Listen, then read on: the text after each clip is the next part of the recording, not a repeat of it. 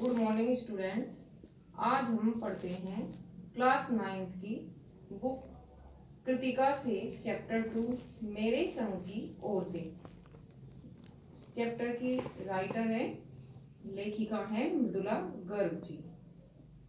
इस चैप्टर में लेखिका जी ने अपने संग की, अपने परिवार की जो औरतें, मेरे संग की औरतें इस चैप्टर का नाम है। इसका अर्थ है कि चैप्टर का जो शीर्षक है कि उनके परिवार में जो भी औरतें थी उन सबके व्यक्तित्व और उन सबके स्वभाव का उन्होंने वर्णन किया है। उनके परिवार में इनकी नानी, इनकी परदादी, इनकी माँ, इनकी बहनें, इन सबके स्वभाव और इनके व्यक्तित्व का वर्णन लेखिका जी ने इस चैप्टर में किया है। तो चलिए पढ़ते हैं इस चैप्टर का सार। लेखिका सबसे पहले अपनी नानी जी का स्वभाव का वर्णन करती है कि वे कैसी थी। उन्होंने अपनी लेखिका जी कहती है कि मैंने अपनी नानी देखी तो नहीं है क्योंकि वे उनके जन्म से पहले ही स्वर्ग सिधार चुकी थी। उन्होंने अपनी माँ से ही अपनी नानी के बारे में सुना है और जो उन्होंने समझा और जो सुना, उनकी जो नानी थी वो एक परंपरावादी, अनपढ़ और पर्दानशी महिला थी। पर्दानशी, पर्दे में रहने वाली महिला थी। उनका विवाह एक ऐसे व्यक्ति से हो गया जो विलायती संस्कृति से बहुत अधिक प्रभावित थे और वे कैम्ब्रिज विश्वविद्यालय में बैरिस्ट्री होती है वकालत पढ़कर आए थे और उनका जो रहन सहन था वो अंग्रेजों से पूरी तरह से प्रभावित था। पर नानी पर इसका कोई असर नहीं हुआ। वे अपने तरीके से अपनी जिंदगी जीती थी। उनका एक सपना था कि वे अपनी बेटी की शादी किसी साहब से न करवाकर आजादी के सिपाही से करवाना चाहती थी, अर्थात स्वतंत्रता सेनानी से करवाना चाहती थी। इसलिए उन्होंने जिम्मा क्रांतिकारी प्यारेलाल शर्मा को सौंप दिया। नानी की इस इच्छा से अनुमान लगाना मुश्किल नहीं है कि जो नानी थी उनके जो विचार थे वे आजाद विचारों वाली महिला थी और उनके मन में आजादी कूट कूट कर भरी हुई थी। लेखिका की माँ। अब लेखिका अपनी माँ के चरित्र की विशेषताएं और उनके स्वभाव को बताती हैं कि उनकी माँ कैसी थी। लेखिका की माँ का विवाह एक पढ़े लिखे होनहार जो स्वतंत्रता सेनानी थे उनसे करा दिया गया था और उन्हें आजादी के आंदोलन में भाग लेने के कारण उन्हें ICS की परीक्षा में बैठने से रोक दिया गया था। लेखिका की माँ दुबली पतली एवं नाजुक थी क्योंकि ये बड़े ही लाड़ प्यार से पाली गई थी। उन्हें खादी की साड़ी पहनना अच्छा लगता था और वे बड़ी ही मुश्किल से उसे संभाल पाती थी क्योंकि वे बहुत ही दुबली पतली थी। लेखिका के पिता के पास कोई अपना खानदानी कोई धन भी नहीं था। पिता खाली हाथ थे, परंतु जो माँ की ईमानदारी थी, सुंदरता और साहबी खानदान के कारण परिवार के लोग उनसे प्रभावित थे। उनकी माँ की चरित्र की व्यक्तित्व में ऐसी दो विशेषताएं थी जिनके कारण उनका जो अन्य दूसरे लोग थे परिवार में वे उससे बहुत प्रभावित थे। पहला, वे कभी किसी से झूठ नहीं बोलती थी और दूसरी, अगर एक कोई गोपनीय बात है तो वे दूसरे के सामने उसे प्रकट नहीं करती थी। साबी खानदान से होने के कारण भी लोगों को उन पर क्या थी, श्रद्धा थी। घर में उनका आदर और सम्मान किया जाता था। वे अपने बच्चों के साथ दोस्त की तरह रहा करती थी।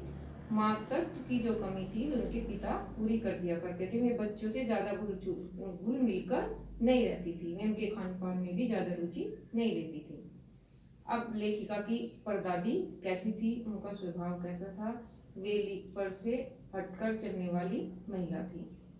लेखिका की परदादी को भी संसार में लीक से हटकर चलने का शौक था। उनकी माँ के लिए, जब लेखिका की जो माँ थी उनके लिए उनकी दादी परदादी ने मन्नत मांगी कि उनके एक बेटी हो और भगवान ने उनकी मन्नत ऐसी सुनी कि उनके एक के बाद 5 लड़कियां हुई। परदादी के विषय में यह प्रसिद्ध था कि जो भी वे मन्नत मांगती थी भगवान उनकी मन्नत को जरूर पूरी कर देते। उनके इस रहस्य को कोई भी नहीं समझ पाया। अब लेखिका की माँ का प्रभाव इतना अधिक था, जो भी वे कहती थी कि एक चोर का वीरता उन्हें परिवर्तित कर दिया। एक बार की घटना है कि उनके घर में शादी थी, सब लोग बारात में गए हुए थे और लेखिका की माँ जी जो परदादी थी शोर शराबे से बचने के लिए दूसरे कमरे में जाकर सो गई। तभी जो चोर था वो सिम लगाकर घर में घुस गया और उसी कमरे में घुस गया जिसमें उनकी परदादी सोई हुई थी। अम्मा जी ने पूछा कौन है? चोर बोला जी माँ जी। अम्मा जी ने सोचा कि पानी पिलाने के लिए कोई आया है, तो उसने कहा, खाली लोटा उसे पकड़ा दिया कि जाओ कुएं से भर के लेके आओ। उन्होंने उसे हिदायत भी दी कि लोटे के मुंह पर कपड़ा कसकर से बांधना और फिर उसे तरीके से छान कर लाना। अब यह सुनकर चोर घबरा गया। वह घबराकर पानी भरने चल दिया। अब चोर कुएं से पानी लेकर आया। माँ जी ने आधा अपने आप पी लिया और आधा उस चोर को पिला दिया। उसके हाथ क्या हो गया, उसके जो साथ है उनका जो आपसी संबंध है माँ बेटे का बन गया था, क्योंकि उन्होंने आधा पानी खुद पी लिया था और आधा चोर को पीने के लिए दे दिया। अब उन्होंने कहा कि अब चाहे तू चोरी कर और चाहे तू खेती कर। अब चोर का मन उसी दिन उनकी बात को सुनकर उन्होंने चोरी का धंधा छोड़ दिया और अपना खेती में लग गई। अब लेखिका जी बताती है कि उनके घर का वातावरण कैसा था। लेखिका के घर का जो वातावरण था वो अपने निजी स्तर पर सब क्या थी, अपने तरीके से जीने की छूट थी। सब स्वतंत्र विचारों वाले थे। यहाँ तक कि अगर किसी का लेटर आया, किसी की चिट्ठी भी आ गई तो उसे कोई खोलकर भी नहीं देखता था और नहीं पूछता था और नहीं उसके अंदर क्या लिखा है पूछने की कोशिश करता था। इन सभी कारणों से जो लेखिका थी उनके 3 भाई बहन लेखन के क्षेत्र में प्रवेश कर गए थे। अब भारत की आजादी में जुड़ी लेखिका की जो यादें थी वे क्या थी। वर्ष 1947 में जब भारत आजाद हुआ तब लेखिका को टाइफाइड हो गया था और उन्हें उस जश्न में शामिल न हो सकी। उस समय उनके पिताजी ने वे 9 वर्ष की थी, इसलिए उन्होंने उसे बाहर नहीं जाने दिया और उसे गोदाश कारामजोग नामक उपन्यास पढ़ने के लिए दे दिया। लेखिका के मन पर इसका इतना अधिक प्रभाव पड़ा कि एक कहानियों के लिए एक महत्वपूर्ण अंश में यह उनका प्रभाव आज उनके जो रचनाएं है उसमें देखने को दिखाई देता है। इसमें उनका प्रभाव पूरी तरह से देखा जा सकता है, जैसे जादू का कालीन, मेरा नाटक नहीं, 3 किलो की छोरी आदि। अब लेखिका उसके भाई बहनों का व्यक्तित्व कैसा था। परदादी ने उनके लिए मन्नत मांगी थी। जो सबसे पहली जो उनकी सबसे बड़ी बहन थी वो थी मंजूला भगत थी, जिनका घर का नाम रानी था। लेखिका 4 बहनें थी और एक भाई उनका छोटा राजीव था। चारों बहनों में लड़की होने की कोई हीन भावना नहीं थी, क्योंकि वे तो उन्होंने मन्नत मांगी थी कि हमारी बहू को बेटी हो। चारों बहनों ने लीक पर चलने से इनकार कर दिया, क्योंकि उनके जो दादी थी, नानी थी, माँ थी, सब एक क्या थी, लीक पर चलने वाले नहीं थे, लीक से हटकर चलने वाले थे। अब दूसरे नंबर पर लेखिका थी, जिसका घर का नाम था उमा। लेखिका से छोटी बहन का घर का नाम गौरी था और बाहर का नाम था चित्रा। सबसे छोटी बहन रेणु यानी अचला थी। लेखिका का भाई हिंदी में और अचला अंग्रेजी में लेखन का कार्य करने लगी। इसी तरह लेखिका की जो छोटी बहन थी रेणु का स्वभाव सबसे अलग था। वह स्कूल से वापस में जब आती थी तो गाड़ी में बैठने से इनकार कर देती थी। वो कहती थी कि अपने थोड़ा सा रास्ता गाड़ी में बैठकर तय करना सामंतशाही मानसिकता का प्रतीक है। इसी तरह वह बीए की परीक्षा न देने पर भी एक बार जिद पर अड़ गई कि परीक्षा देने से बताओ मुझे, से पहले ये बताओ मुझे कि परीक्षा देने से फायदा क्या है, तभी मैं परीक्षा दूंगी। फिर उनके पिताजी ने उसे आग्रह किया तो उसे उनकी इच्छा को मानने के लिए परीक्षा देने के लिए बाध्य होना पड़ा। सच बोलने में जो लेखिका की छोटी बहन थी वो माँ से भी आगे थी। उनकी माँ की जो एक विशेषता थी वो कभी झूठ नहीं बोलती थी। तो जो माँ की विशेषताएं गुण है बच्चों में तो जरूर दिखाई देती हैं। तो इनकी जो छोटी बहन थी वो सच बोलने में माँ से भी आगे थी।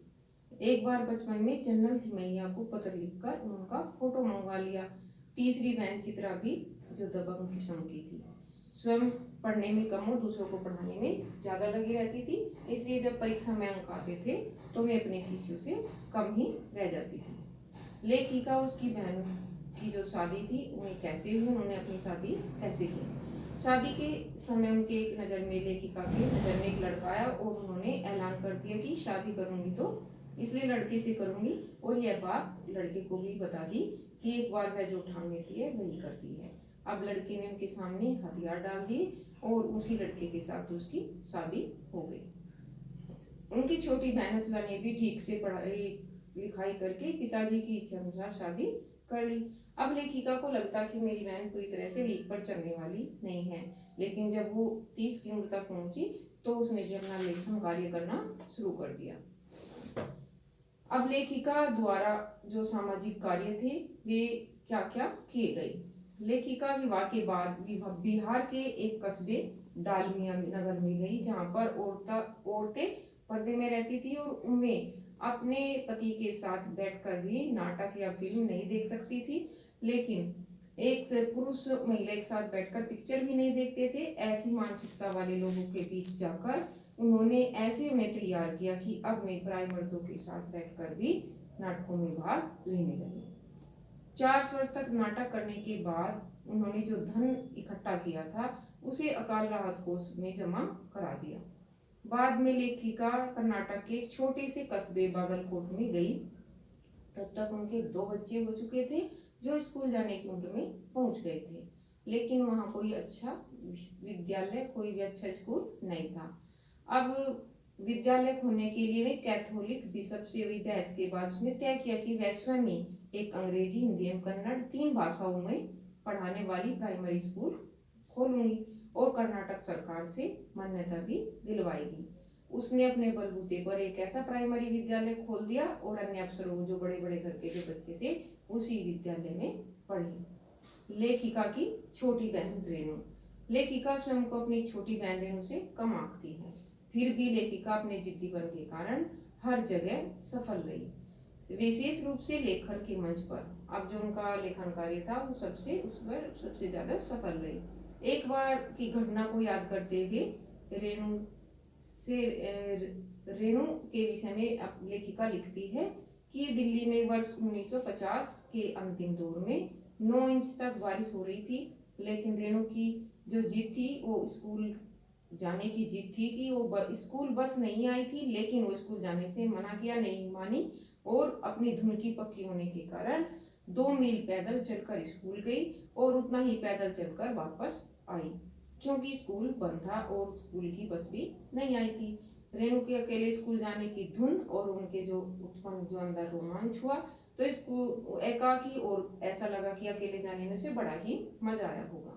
लेखिका का मानना है कि सचमुच अपनी धुन में, जो हम अपनी धुन में रहते हैं, मंजिल की ओर बढ़ते जाना और अकेलेपन का मजा ही कुछ और होता है। जब हम अकेले होते हैं तो हमारे अंदर नए नए विचार उत्पन्न होते हैं और अपना जो हम एक अकेलापन होता है उसका मजा ही कुछ और होता है। अब लेखिका ने इस चैप्टर में अपने जो उसके आसपास की, जो उसकी दादी, नानी, उनकी परदादी, उनकी माँ, उनकी बहनें, इन सब के व्यक्तित्व में क्या क्या गुण थे, उन सबका स्वभाव कैसा था, इनका वर्णन किया है। अब इनका इस चैप्टर में लेखिका संदेश देना चाहती है कि हम परंपरा का निर्वाह करते हुए, एक परंपरा का जो हमारा रीति रिवाज है उसका निर्वाह करना और लीक से हटकर चलना, इन दोनों में कोई विरोध नहीं है, इन दोनों में कोई संबंध नहीं है। क्यों विरोधी संबंध नहीं है? क्योंकि हम, अगर हमें कोई काम करना है, अच्छा काम करना है, तो हम अपनी परंपरा में रहकर भी लीक से हटकर चल सकते हैं, अपने विचारों को ऊंचाई पर ले जा सकते हैं और एक अलग तरह से अपनी जिंदगी जी सकते हैं। लेकिन ये नहीं कि हम परंपरा से हटकर ही कोई अच्छा काम करें। हम परंपरा में रहकर भी अपनी लीक से हटकर चल सकते हैं, कोई अच्छा काम कर सकते हैं। धन्यवाद।